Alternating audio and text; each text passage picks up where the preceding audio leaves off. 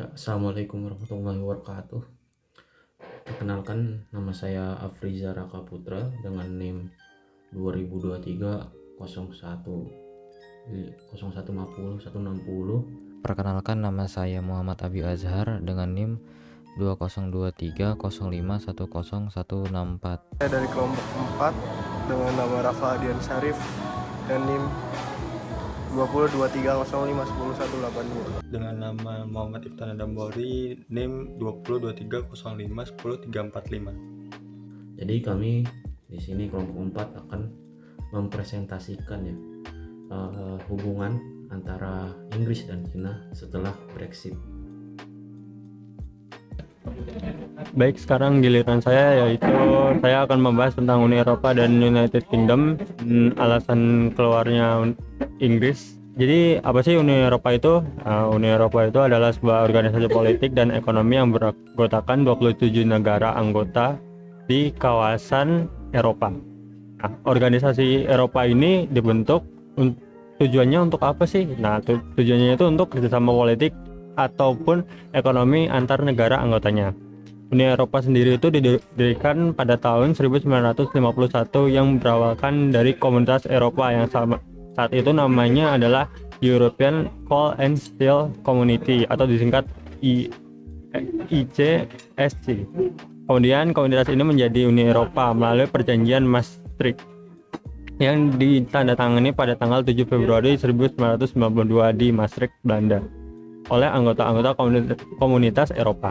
Uni Eropa sendiri itu dibentuk bukan tanpa tujuan. Banyak tujuan yang ingin dicapai Uni Eropa. Tujuan Uni Eropa sendiri yaitu memajukan dan mensejahterakan negara-negara anggotanya di segala bidang dan sektor melalui kerjasama. Karena memiliki tujuan yang sama, maka lahirlah 3 pilar yang menjadi tujuan didirikannya Uni Eropa. Dari berbagai negara-negara anggota Uni Eropa, ada negara yang menarik untuk dibahas, yaitu UK. UK sendiri bergabung dalam organisasi Uni Eropa menunjukkan dinamika unik dalam pembentukan organisasi regional. Hal ini disebabkan oleh sikap Inggris Raya yang sering bertentangan dengan negara-negara anggota Uni Eropa. Setelah keluarnya Inggris dari Uni Eropa, hubungan antara Inggris dan Republik Rakyat Cina mengalami perubahan yang signifikan. Proses ini tidak hanya berdampak pada politik domestik Inggris, tetapi juga pada kebijakan luar negeri dan hubungan internasionalnya. Dengan Brexit, Inggris menghadapi tantangan untuk membangun kembali identitas dan posisinya di panggung global, terutama dalam konteks persaingan kekuatan terbesar yang semakin intensif. Cina, sebagai salah satu kekuatan ekonomi dan politik terbesarnya di dunia, walaupun hubungan antara Inggris dan Cina meregang, tapi Cina merupakan mitra strategis yang penting bagi Inggris. Terus sangat penting untuk mempertimbangkan cara Inggris berusaha menginvasi hubungan ini dalam konteks global dan semakin kompleks. Setelah keluar dari Uni Eropa, Inggris telah berusaha untuk meningkatkan hubungan perdagangan dan investasi dengan Cina karena menyadari bahwa pasar Cina menawarkan peluang ekonomi Inggris yang luar biasa. Di sisi lain, Inggris harus mempertimbangkan tekanan dari sekutu-sekutunya, terutama Amerika Serikat yang bertindak keras terhadap Cina karena masalah hak asasi manusia, keamanan cyber, dan kekuatan geopolitik di wilayah Indonesia Pasifik. Dan di sini saya akan menjelaskan mengenai hubungan antara Inggris dan juga Tiongkok atau China di era sebelum terjadinya Brexit. Jadi, seperti yang kita tahu, Inggris adalah negara yang keluar dari Uni Eropa untuk pertama kalinya ya. Ada negara yang keluar dari Uni Eropa yaitu Inggris. Fenomena keluarnya itu disebut dengan fenomena Brexit, yang dimana Inggris itu keluar dari Uni Eropa, dan dengan Inggris keluar dari Uni Eropa ini membuat dinamika yang berbeda, terutama dalam hubungannya dengan China. Inggris juga menjadi negara barat pertama kali yang melakukan hubungan diplomatik dengan China, yaitu dengan melakukan hubungan diplomatik yaitu dengan pengakuan terhadap pemerintah komunis di Beijing pada 6 Januari 1950 pada masa Perdana Menteri Clement Attlee. Walaupun itu dikritik oleh negara barat yang lainnya ya, Inggris ini menjalin hubungan dengan China, Tapi kita harus memahami kebijakan luar negeri Inggris pada saat itu. Nah, jadi hubungan berdasarkan pengamatan diplomatik ya, hubungan diplomatik antara Inggris dan China ini aktif dengan pembukaan kediaman diplomatik pada tanggal 17 Juni 1954 di tingkat Charge d'Auvers atau dalam bahasa Inggris menjadi Charge D. Namun Inggris dan China itu belum melakukan pertukaran duta besar mereka gitu. Dan hingga akhirnya melakukan pertukaran duta besar itu pertama kalinya pada tahun 1972. Seseorang yang menjadi duta besar Inggris pertama kali di Beijing adalah Sir John Addis. Itu tuh selama 1972 sampai 1974. Dan juga duta besar China untuk Inggris itu adalah Song Zhiguang dari tahun 1972 hingga 1977. Di sini saya akan membahas tentang hubungan Inggris dan Tiongkok pasca Brexit. Latar belakang dari Brexit sendiri adalah hubungan antara Inggris dan Eropa. Sejak Inggris bergabung pada tahun 1973, keanggotaan Inggris pada Uni Eropa memberikan banyak keuntungan, termasuk kebijakan perdagangan yang menguntungkan dan juga akses ke pasar tunggal. Namun seiring waktu, masyarakat Inggris menjadi tidak puas dengan kebijakan yang diberikan oleh Uni Eropa.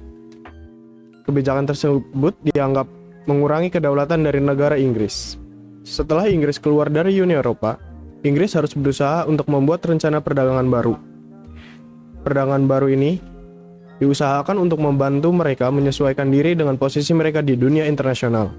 Salah satu fokus utamanya adalah pencarian perjanjian perdagangan bebas dengan berbagai negara, yang diharapkan dapat membuka akses pasar dan meningkatkan pertumbuhan ekonomi. Upaya Inggris salah satunya adalah melakukan perjanjian dengan Cina. Cina menjadi salah satu mitra perdagangan terbesar, namun Inggris dan Cina belum menunjukkan hasil yang memuaskan. Berbagai negara telah berhasil mencapai perjanjian dengan beberapa negara, seperti Australia dan Jepang. Cina adalah pasar penting bagi ekspor Inggris, terutama dalam bidang teknologi, keuangan, dan barang konsumen. Namun, negosiasi dari Cina dan Inggris belum menemukan hasil yang jelas. Ya, jadi saya di sini hanya ingin menjelaskan ya, bagaimana sih dampak Brexit terhadap perekonomian Inggris. Nah, dampak Brexit terhadap perekonomian Inggris itu sangat signifikan, yang mana Brexit mempengaruhi berbagai sektor dengan cara yang berbeda-beda lah. Setelah Inggris resmi keluar dari Uni Eropa, Inggris mengalami penurunan terkhususnya perdagangan, yang mana banyak sekali bisnis-bisnis kecil yang mulai beradaptasi dengan regulasi yang baru. Bisnis kecil ini seringkali tidak memiliki sumber daya atau kapasitas untuk menyesuaikan diri dengan regulasi yang berubah, sehingga menghadapi kesulitan yang lebih besar dibandingkan perusahaan besar. Nah, sementara itu, sektor jasa Inggris tetap menunjukkan kekuatan. Sektor barang mengalami penurunan yang signifikan. Hal ini disebabkan oleh berbagai faktor, termasuk peningkatan biaya dan birokrasi yang terkait dengan perdagangan lintas batas. Dalam konteks ini, berakhirnya kebijakan pergerakan bebas tenaga kerja dari Uni Eropa adalah salah satu perubahan yang paling mencolok.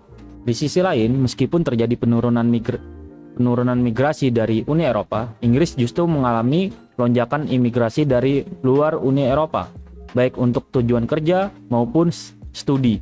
Ini menunjukkan dinamika baru dalam arus migrasi, tetapi tidak mengurangi tantangan yang dihadapi oleh sektor-sektor yang bergantung pada tenaga kerja seperti Uni Eropa. Selain itu, sektor investasi juga mengalami penurunan yang signifikan. Data menunjukkan bahwa investasi bisnis di Inggris mungkin 10% lebih rendah dari proyeksi sebelum Brexit, yang mana ini berpotensi menyebabkan penurunan produktivitas dan output sekitar 1% dari PDB. Ya, sekian presentasi dan penjelasan dari kami mengenai dinamika terjadinya Brexit terhadap hubungan bilateral Inggris dan juga China atau Tiongkok. Jika ada salah kata dari kami mohon dimaafkan. Sekian, wassalamualaikum warahmatullahi wabarakatuh.